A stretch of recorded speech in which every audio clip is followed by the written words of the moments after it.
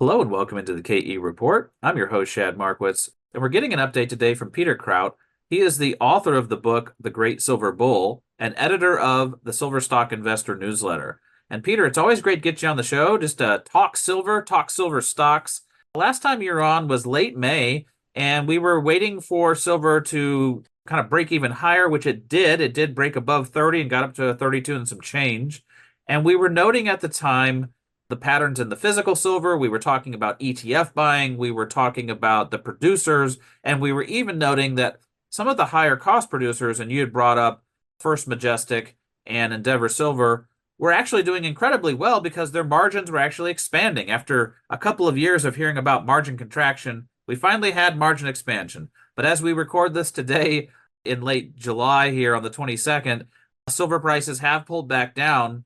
But our plan was to discuss the juniors, and we were talking off mic that really the advantage of the juniors, something like a developer that has key catalysts coming, a report or a resource or an economic study, or explorers that have drill programs where they can hit pay dirt with the drill bit, they can kind of move counter-cyclical. They can actually move even if silver's pulling back because they're catalyst driven more so than tethered to just the metals themselves. So maybe let's kick it off there with just some broad thoughts on investing in junior silver stocks. Okay, well, thanks for having me, Shad. And yeah, I think that's a great place to start. I did want to just prior to that quickly mention that, yes, we were certainly riding high in late May. Silver was right around $32. It's pulled back. We're right around 29 right now. And I also did want to mention that in my latest issue, which went out about a week ago, I've been telling subscribers that I think that sentiment had not really finished washing out, that I felt that we could test 28 and maybe even potentially, even if just for a very short moment, 26 on the downside before that sort of flushes out, the weak hands finish selling their silver, and then the buying comes back. And I still feel that way. I mean, I obviously think 28, which is closer to 29, is a higher probability target. But I do feel that there is still some downside risk of touching 26 before we see a final bottom. And if you look at a chart, which I am right now, you do see a fair bit of support around 28. And then certainly, again, some technical support around 26. So who knows? It may not happen, but if it does, I think that will either level will make for very good buying opportunity. And you're right. The juniors, we talked about the ETFs and the producers, the developers and the juniors can and will move to the beat of a different drummer, I should say. And we've seen some really interesting news. It has yet to quite translate into share price, probably because these are the ones I'm thinking of right now. They have projects with substantial size resources. And so ongoing really good news is just really not being appreciated enough, I think, by the market. But I think that in this kind of environment, it just helps to cement the opportunity, because what we're getting in many cases is reinforcing news that these are big, certain cases, big high grade projects that are being de-risked through the drill bit, high grade intercepts, growing the size of the resource, just making them bigger and better, and the market's not reacting. And I think it's a sentiment issue, really, because of the silver price, which, as I say, to me, certainly my sense is that it's a temporary pullback. So if you'd like, we can jump into some specific names and projects and maybe look at what may be catalysts for them. Yeah, let's do that, Peter. And maybe let's kick it off because there's a couple different stages of companies as far as the juniors. Again, the development stage companies are usually de-risking and doing metallurgical work. It's the boring orphan phase, but they are moving towards a larger de-risking. But I think what you were alluding to is more of the advanced explorers that maybe have some known ounces in the ground, but they're expanding upon it. So maybe we can dive into a couple of those that you see have good catalyst. What's going to move the needle for them? Are they cashed up? What's the work program? Maybe some ideas like that for investors to consider. Exactly. So one that is sort of farther along the progress stage, I guess, that I think is interesting and worth following is New Pacific Metals. They have a couple of projects that are quite advanced, both in Bolivia. The most advanced is one called Silver Strand, and they recently put out a pre-feasibility study, and it was an improvement on the preliminary economic assessment. In fact, the PEA had a project value at a 5% discount of 638 million and an internal rate of return of 33%. This was calculated at $22 silver. So now we've recently had a pre-feasibility on Silver Sand where the project now has a total overall value with a 5% discount rate of $740 million, which is really quite impressive if you think, because the company's market cap is about 360 million. So if you convert the pre-feasibility at 740 million US to Canadian dollars, the value of that project alone is almost 3 times the current market cap. So, that to me is quite impressive. That project is an anomaly. It's high-grade silver. It's only silver. This is a rarity in mining to find deposits that really have only silver in them. Silver is usually, as far as mining goes, of silver, only about 25% of silver from mining is considered primary silver mines. 75%, 3/4 of all silver mined comes as a byproduct of mining other metals like gold, copper, lead, and zinc. So this is really quite a gem, I would call it. So that's one great reason to look at New Pacific. And the capex on this project is quite interesting. We're looking at a reasonable $358 million. The payback is just 2 years or just under 2 years. Life of mine, all in sustaining cost is just over $10.50 US per ounce of silver. And they would produce over 15 million ounces of silver in years 1 to 3. So to me, this really is a gem. And I think that it's certainly worth paying attention to. The market, in my view, is just not giving them enough credit for what they have. Well, I think this is an interesting example to bring up, Peter. We've had them on the show before, and I'm a Silver Corp shareholder in full disclosure, and I know that Silver Corp owns a big chunk, I think around 27% plus Right. of the company, as does Pan American Silver. So brings up a couple ideas in my mind. One is once they get to this PFS stage here that they're at, more large companies will be looking at these economic studies, and this is applicable to any other company too. When they get to this point where they put out these, they're kind of a part marketing piece, part economic update, and part reality check of what is this project actually worth. So a couple things. Something like a Silver Corp or Pan America could be looking at this as, hey, would we like to take this project on and develop it? Or maybe another company. But the other thing is, all the valuation is already mismatched, as you say, their market cap versus what this project's worth. And that doesn't even account that they have other projects. They have Karanga, they have other silver projects that basically get no value. So when you're valuing a company, when you're trying to figure out when is a good place to scale in or scale out or talk to investors, do you factor that in as far as what the other projects would be worth in addition to? Could those be spun out? Is this a potential takeover candidate? Do those kind of things go through your mind when you're looking at a company like this? It sure does. Absolutely. I mean, as you say, I feel like they're getting zero value for their other projects, which Karangas has moved along a fair bit. So it's been somewhat de-risked. And like you say, companies like Pan American, for example, that owns a chunk of New Pacific, and they themselves have been operating for more than 20 years their own project in Bolivia successfully without real issues. It's hard to ignore the potential that they would become some kind of a takeover target by Pan American. So yes, that certainly is something that I factor in.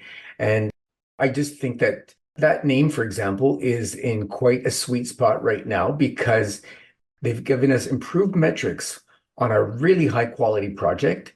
And the market is yawning at it, partly because it's unfair, I feel, but partly because of just sentiment with the silver price. So, that certainly makes it attractive in my view at this point in time.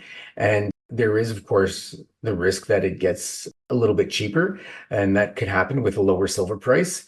And so what I personally would do is I would initiate a position and then I would probably look to add to it gradually over the next say a couple of months or so, and I'd be tactical about it. If we saw the silver price come off and we saw the share price come down as a result, likely of that, that I would be looking to increase my position to build it potentially at a somewhat lower price.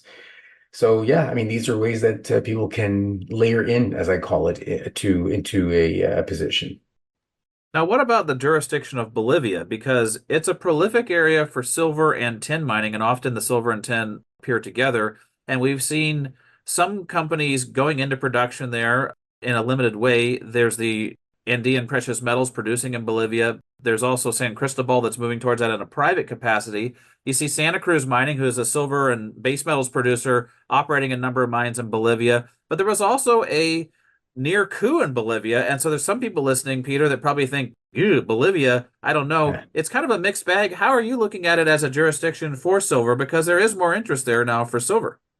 I agree. I mean, there's no question that there's a certain discount, so to speak, because of the jurisdiction. And you're right, there was a coup.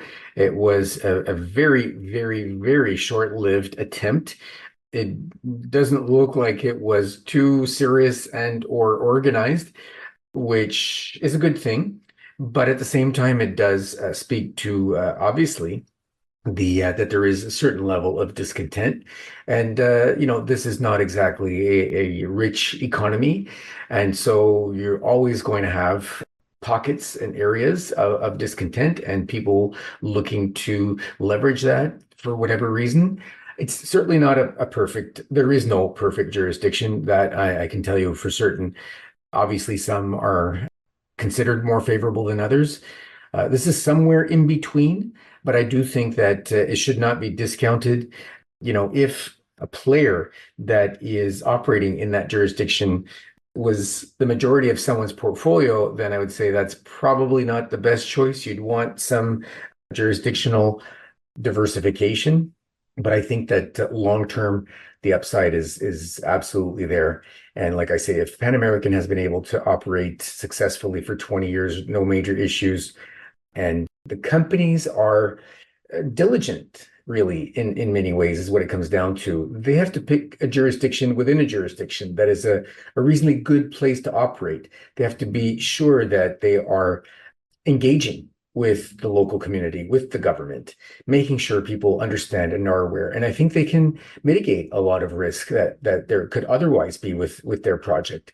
So there will probably always be some kind of a discount, or I shouldn't say always, but for probably several years still to come, if you kind of project forward. But I feel that the quality of the project and the lack of, for multiple reasons, but the lack of modern exploration in a jurisdiction like Bolivia just opens it up so tremendously to discovery. And I think that is a lot of the reason why New Pacific has been able to make these discoveries, its discoveries, which is plural of nice high grade silver projects, larger scale. And so with the risks in mind, and as I say again, with some diversification across other holdings, I do feel that it's attractive, and I also feel that, and I've kind of run this. I don't want to oversimplify things, but I've run this sort of conclusion by others who've dealt in that jurisdiction as well as others, and I've asked them if they agreed that Bolivia is in some ways where some parts of perhaps Peru and or Chile, given what we've been hearing a little bit lately, seem to be heading today.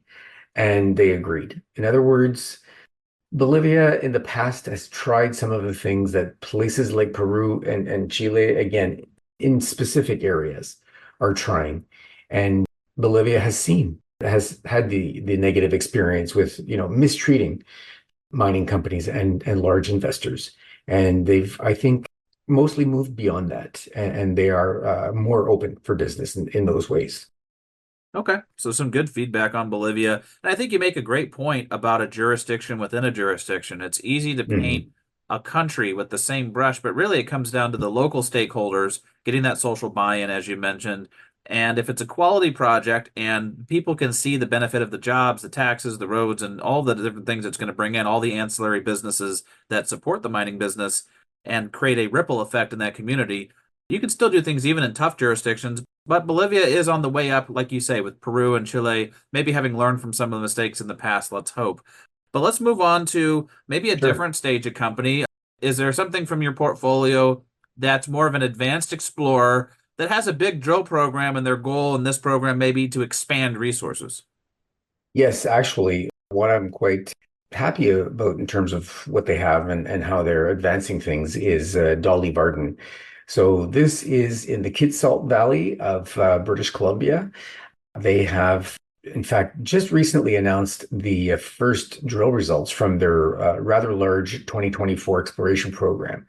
And so this is right now, if you want to think about how their project looks, it runs more or less north-south, and it's about a 5 kilometer trend. And on one end, they have the Homestake deposits, Homestake Silver and Homestake Main. Homestake Main being mostly gold, Homestake Silver being mostly silver. And then you've got this gap in between. And then the southern end of it is where they have other deposits, Torbrit, North Star, Wolf, etc. And so what's interesting is that naturally they are going to be spending some drilling in between those two deposits to try to see if it's a continuous type of deposit. And that's quite the distance to cover, 5 kilometers. But they've been doing some large-ish kinds of step outs from the northernmost part of the southern part. And they've recently had some tremendous results. I mean, I'll give you a couple of examples. The Moose Vein is 1.5 kilometers north of the Wolf Vein, where they've had some good success in the past. And they have recently hit almost 1,000 grams per ton of silver over 5 meters. And within that, they had 3,600 grams per ton of silver over 0.8 meters. So that's just very impressive. Then they have the some recent results from the Chance Vein, which is about 1.3 kilometers northeast of the Moose Vein. So that's a little bit farther still. And that hit 206 grams over 23 meters and nearly 600 grams over 1.4 meters and 750 grams over zero point 0.5 meters. So they're really getting some fantastic results, not just high grade, but over multiple meters. And so really doing a nice job with the drilling, growing the size and the potential, the continuous fashion of this deposit, the grade, etc. Really proving it up very nicely. So they know that they're on a 5 kilometer trend from end to end, and this looks like it can even start to grow somewhat laterally along that trend, given these recent results. So I think Dolly is one which has overall, like it's something that I've written up going back, my goodness, more than 3 years ago probably, and done very well. I feel that it's certainly a very high quality project, both because of what it has and because of where it is, as well as the management. Sean Kuhn is the CEO, and he's a tremendous leader. And he's really moved this along very nicely since he took the reins. For those reasons, multiple reasons, but for those three reasons, I think that the market has given higher value relatively to Dolly Varden. It has been stronger than many of its peers, but you get what you pay for. And if you are willing to pay up for quality and jurisdiction and just overall higher level of all-around quality, that's what you'll get with Dolly. And you can be a little bit tactical about perhaps buying into it. As I was sort of saying before, look for days of weakness. I think this is one that is going to be held either for the length of the bull market, or I think what is very potentially likely is that someone will take them out and tack them on to their existing portfolio and then build this out because it's just really becoming something quite high quality. Yeah, Peter, and I think people listening to the show will know that we have Dolly Varden on fairly regularly. Just had an interview with Sean back at the end of June talking about some of those hits you highlighted at the Moose and Chance Mhm. veins as they step out kind of the southern part, the silver area of their land package, stepping up to the north, away from Wolf and away from Corbett and finding new areas, new centers of potential. And they've done the same thing at Wolf where they've stepped out, and that team has done a great job of expanding that, maybe turning it into another Torbit on their deposit. Those are really the areas of silver focus. But I think you also brought up a good point earlier when we were talking about how most companies are not primary silver producers. They actually are really byproducts of base metals. In the case of Dolly Varden, it's almost all silver and gold. So they have a 50-50 mix, part silver, part gold. But I'm interested, Peter, in your thoughts on the Homestake area because they're going to be moving drills up there next. And they acquired that from Fury Gold a couple years back. It was a great transaction. It now brings the whole package together. But they're hitting some pretty amazing gold drill hits up there, too, in addition to the silver. So it's really a precious metals play. What do you make of some of the work the team's been doing at Homestake? And does that factor into the equation, too? Or are you more in it for the silver side of things? I'm absolutely more in it for the silver side, and I'll admit that I pay more attention to to those results.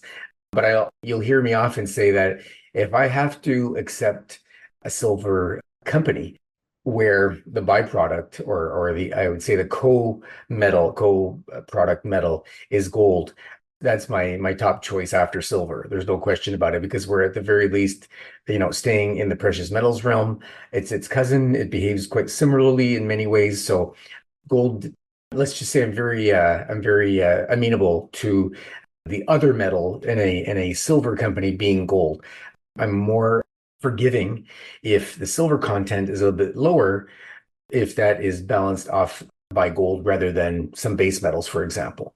So yeah, I guess that's how I would comment on that. I'm a big fan of. I certainly like the home stake and what it brings to Dolly Varden. Silver is for again for me the focus, but that's certainly something that's really, really nice to have as part of the whole package. Well, just a speculation on my part, and I've been following the story for about a decade. Their land package is surrounded by Hecla Mining. Now, Hecla has a big That's right. project there, and they also just picked up a project, the Big Bulk. It's a copper project right in the middle of Hecla's land package because they already had some of it, but they got the other portion from Libero Copper, and they now kind of completed this.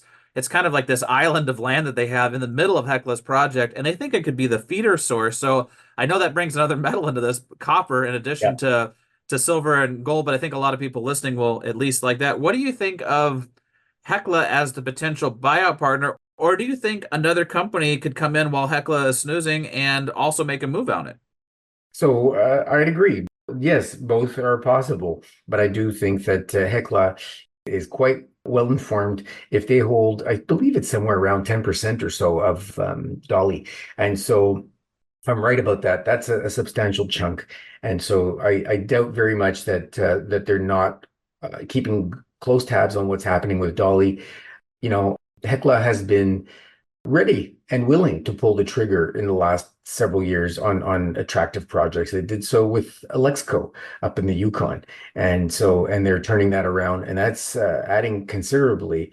And Hecla, I believe, has been running things quite well overall in terms of not just operating their existing mines, but in terms of acquiring and growing. And they were very strategic about when they went into Alexco, got Wheaton to rework its stream. All these things were key, and I think they executed really quite well, especially given the size of the company. So, I mean, these are things that are not the easiest things to run. Quite a decent sized miner, and so I do think that Hecla would be the more likely acquirer in this case. And Hecla is, I think pretty much like everyone, but diligently able and willing to add to growth through acquisition. And this certainly seems like a good fit. And they're certainly paying attention if they own a good chunk of Dolly. So yeah, those are my thoughts. I think they're certainly up there on that list in terms of how that's likely to play out for who would eventually take out Dolly. And I just maybe just add in that they did even up their stake up to 15% now because they participated in the last placement and That's decided to right. up their That's true. stake, which I thought that Yes, was a positive signal. And then they also have a board absolutely. member from Hecla that's now on the board of Dolly. So I feel Right. like that's moving in the right direction, but I wouldn't rule out another company coming in and saying, hey, we'll make an offer too, because it is a compelling silver and gold project in the Golden Triangle of British Columbia, not in Mexico. But Right. there are a lot of silver companies in Mexico. Are there any Mexican silver companies, just talking about kind of the hub of silver production for the area? Are there any earlier stage explorers or advanced explorers in Mexico that have your focus? So yes, actually, Advanced Explorers, I would say, that has been putting out just some tremendously good news, despite what it already has, Vizsla Silver. And so just sort of a quick note, I think it's worth mentioning for more, a little bit more of an overview and update. They actually recently spun out something called Vizsla Royalties. This was at the end of June, which where eventually about 66% of the shares will be held by existing Vizsla shareholders. Once the warrants are exercised, that's an estimate. And then the balance of about 34% would be held ultimately by Vizsla itself afterwards. And so they are raising funds to take that public. That's really attractive. I really like royalties and I really like silver royalties. And so that's something for people to look for. I think within the next maybe month or couple of months, we could see Vizsla royalties be listed. And so that'd be available to buy their shares on the market. And, they're certainly not slowing down or sitting back. They have a big drill program as well at their flagship Panuco. They hit, in fact, 9,920 gram per ton silver and 663 gram per ton gold over two-thirds of a meter, 0.64 meters at Copala. That is a near surface infill drilling for resources. And it really, really helped to confirm high grade continuity at Copala. This is some of the highest grade they've ever hit, in fact. And this is in some ways, I wouldn't say mature, but maturing kind of resource at over 300 million silver equivalent ounces. So to still be getting these kinds of grades is just fantastic. Another hit was at 8,817 grams. We're talking, on the cusp of 10 kilos per ton silver equivalent over 4 meters. And then another hit was 1,100 grams silver equivalent over 10 meters. So this, again, just it's sort of showing that they're nowhere near finished growing this tremendous resource already. I just think tremendously high grade, very high quality in terms of management as well, excellent in terms of access, infrastructure, etc. I think this is one that investors need to keep a close eye on. It's just they've just been putting out some fantastic stuff. So yeah, absolutely one you'd want to have as part of your portfolio. Yeah, Vizsla is another good one, Peter. And I guess I should disclose I'm also a shareholder of Vizsla, and they are sponsors on the KE report. We do have Mike on very regularly to give updates, but I'd like to get your thoughts on this. This is something I've toyed around with in interviews with him before and asked Mike. They have this west area where a lot of what they're calling the center of gravity. So where this is Right. where they started with Napoleon and they had a couple different veins there. And then when they found Copala, they really massed up quick. I mean, they were able to basically double the resource in a very short amount of time. I think like less than a year, they were able to Right. like double things. But they still have this whole central area and this whole eastern area that they haven't even really got to yet. And a lot of people, when I hear them in interviews, say, well, Vizsla's kind of it's a known entity now, it's kind of mature. But is it mature, Peter? Because look how much No, area they still have to explore. exactly. Exactly. That I would absolutely agree with that. There's just a whole lot of blue sky. And if anybody wants to take the time to go to look at their recent press releases, go to look at their PowerPoint presentations, they will see that there are several images that show as you say, the Western zone with Napoleon and especially Copala, and how little of the entire sort of 14-kilometer trend of land package they have that covers over 14 kilometers. And if you see all these red lines that are essentially representative of veins, it's clustered, but it's massive. And it is essentially grouped as sort of west, central, and then east. But if you look at and see all these markings of veins, I mean, the upside is tremendous. And, I don't think it's an exaggeration that if they're already with what they have, what they've drilled, and what they're now still getting in areas of where they are, where they've, as you say, they've essentially doubled their resource in such a short time. If you consider that, and when you see what else there is that has yet to have been drilled, honestly, it would not be an exaggeration, my personal point of view, that they could ultimately grow this whole thing to somewhere close to about 1 billion ounces. To essentially triple what they have, I don't think is unrealistic at all. So, I mean, this is really one to hold for the long haul because I believe there's a tremendous growth potential at Vizsla. And so they've done an excellent job of locking up land and growing it, with the resources that they have, and making every meter count. So yeah, there's a long way to go. Completely agreed. Well, and you mentioned holding it for the long term. Just like to get a quick thought on this. Some people look at this and Mike has messaged that they would like to bring the company into production. They have an old mill that they're not going to use. They're going to have to build a new mill. But would you like to see this team try to move forward with production? Would you like to see them eventually be a takeover candidate on their own and to sell it out? Would you like to see them split part of the property off and spin it out at another company that maybe they could get more value? Because right now they're not getting any value for the east and central area. What does the holding for the long term look like for you, or what would be some signals where you would either mass up with more shares or scale out of the position if they hit some kind of a milestone? So I know that not everybody would agree with me on this, but I would like to see them move into production. I think that they have the right team for it. I think that they're likely to be successful at it, and I think that it would make sense to do something like you suggested, which would be to, as they get towards production, to spin off the rest and allow both portions to be, in other words, let's say ultimately the producing mine and the exploration potential of the middle and the eastern areas to be more fairly and fully valued by the market. And I think that's how you get there. Anything can happen with either of the, let's say they did that and they spun out the exploration, the rest of the land package and the exploration potential of that.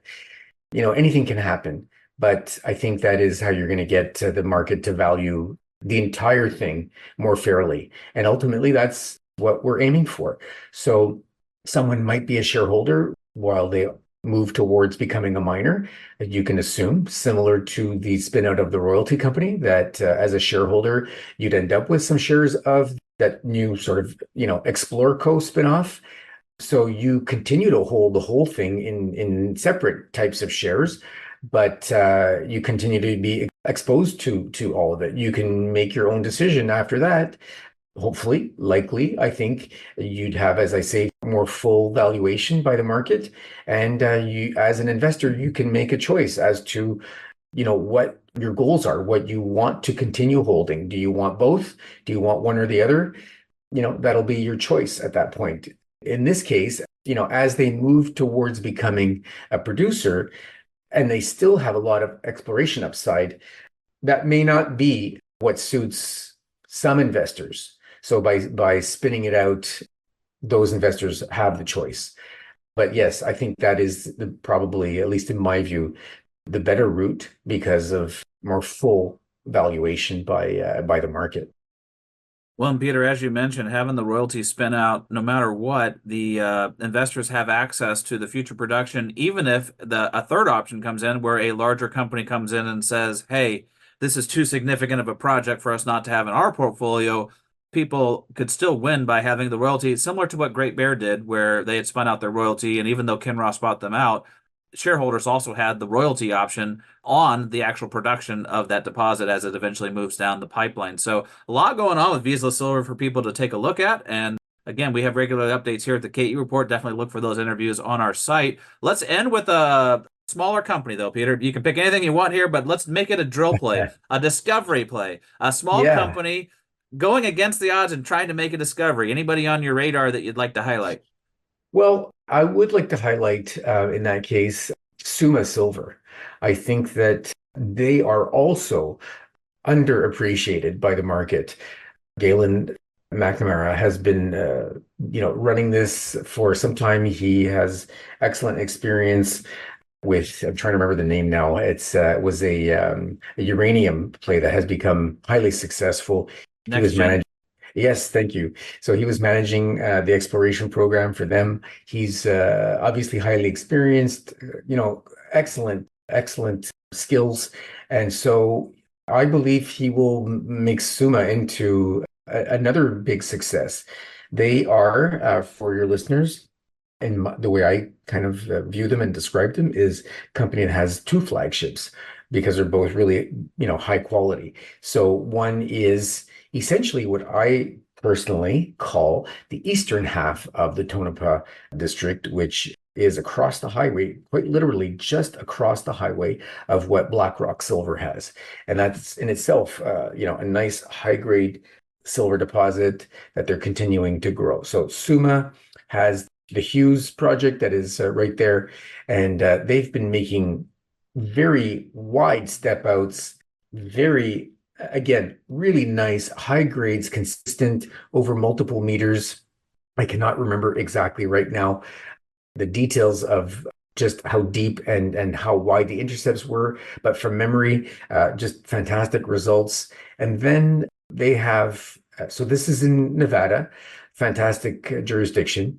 Then they also have their Mogollon project, which is in New Mexico. And so they feel that, so this is an older past producer, an area that produced some very, very high grade silver as well, all underground, a lot of existing older infrastructure. I just remember that if you were to add end to end all of what they know of existing and what they have mapped out in terms of veins, we're talking about tens of kilometers worth of veins. I think it could be somewhere upwards of 50 kilometers end to end of veins with, again, high grade silver, some gold in there as well. Just some fantastic results coming out of there. They are moving both of these projects forward. I think that's a bit of a sleeper and a tremendous opportunity for investors because it's just not getting recognition. And so they will no doubt over the next months and quarters be putting out more and more of their drill results. You can look forward to that. And I think that if, or I should say more like when the silver price finally bottoms and starts to gear up like it did between somewhere roughly between about March and May, June, we have a repeat of that kind of activity in the fall, and I think we're going to see Summa gear up very nicely. So that's definitely one I would draw your listeners' attention to. All right, Peter, and I've got one more question for you on Summa here. Sure. Final Jeopardy. They have two projects, as you mentioned. The one project, the Hughes, as you say, is right across the highway, literally from Black Rock Silver. Many people have speculated that they should Right. be combined into one project. That Right. really it makes sense for Hughes and the Tonopah West to really be one larger project for a company to acquire. In that kind of a case, it looks like Galen and the team have been moving Mogollon in New Mexico more into a flagship position for them. And some of Mhm. their drill hits are stunning. If people look at Yep. what they've been hitting Mogollon, you're talking 3,000, 5,000, 8,000 grams per ton silver in some of these hits. And so really eye-popping. Do you think that they could split this company in two? We talked about spin outs in the other two. Could they Right. spin Mogollon out into its own company eventually if somebody wanted to make an offer to combine both BlackRock Silver's Tonopah West and Summa Silver's Hughes project into one project? Could this end eventually be two different companies? I don't see why not. I think that's very a realistic possibility. And I think that both of projects are strong enough in terms of the potential to stand on their own. And They really are very much separate projects. And as I say again, very, very much both high quality. And it similar to Vizsla, to in a similar but different way. Vizsla could move towards production and then spin off their exploration to get things more fairly valued. That would probably accomplish the same thing here, is to in this scenario where someone would come along and try to consolidate, that could be quite the payday actually for Summa if they went ahead and sold Hughes to some sort of a consolidator, and then they could use that cash to advance Mokion in a separate company. So that is absolutely a an attractive option as I see it right now, and certainly would probably pay off quite nicely for shareholders. So you have companies and management becoming more and more creative, and some of it is necessity. Some of it is just, pure, I guess, quality in terms of management to maximize things. So that is a very, very, I think, realistic and reasonable potential scenario. Well, Peter, I want to thank you for coming on the show again this month and speculating with me on where could these things be spun out, who could take over these companies, what is their campaign goals as far as their work strategies for this year. There's a lot going on with all four companies we discussed: New Pacific Metals, Dolly Varden Silver, Vizsla Silver, and Summa Silver. Four really interesting companies for people to dive into. I'll put the tickers in the show notes, as well as a link to Peter's site where you can follow along with the analysis that he does, and also Peter's book where he really gives you the guidelines to be able to become an investor in the silver sector, not just in the companies, but also in the physical metal and paper equivalents, and different ways and strategies for investors to position in silver. So as always, Peter, great to have you on the show and looking forward to our next conversation. Well, Shad, the pleasure is always mine, and I had a lot of fun sharing my thoughts and giving you some insights. And I certainly look forward to doing that again sometime soon.